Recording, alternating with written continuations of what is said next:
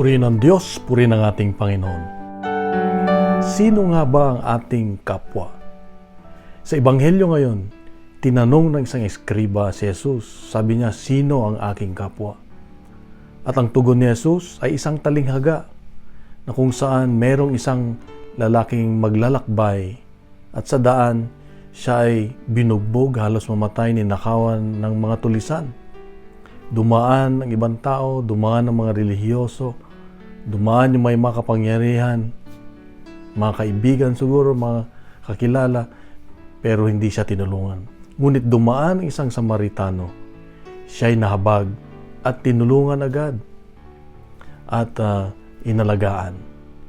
Ang paalala ng Diyos sa atin ngayon, pag merong mga may nangangailangan, hindi na natin tatanungin kung sino ang aking kapwa.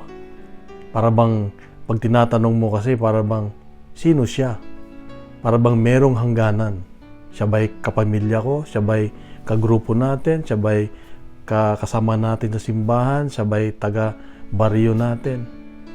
Ang turo ng Diyos sa atin ngayon ay huwag nating lagyan ng limitasyon o bakod yung ating awa, yung ating habag, yung ating pagmamahal, yung ating pagtulong sa iba. Pag may nangailangan, tulong kaagad. Huwag na nating hintayin pa na buklatin kung ano ang estado niya. Siya ba'y mahirap, mayaman, siya ba'y malapit sa atin o hindi, o kaaway o hindi. Kapatid, ito ang paalala ng Diyos sa iyo at sa akin ngayon na gusto niyang ituro sa atin na huwag nating bigyan ng limitasyon ng ating awa. Bukas lagi sa lahat. Dahil ang awa ng Diyos ay laging bukas sa atin. Hindi niya tinitignan kung gaano tayo nagkakasala, maliit man o malaki. Ang pagmamahal ng Diyos ay bumubuhos lagi kahit sino man tayo. Wala siyang kondisyon sa kanyang pagmamahal.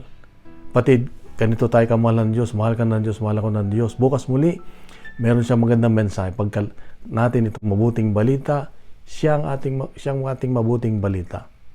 Kaya, isang magandang pagpalang Lunes sa iyo at sa mga mahal sa buhay, kapatid. God bless and God is good.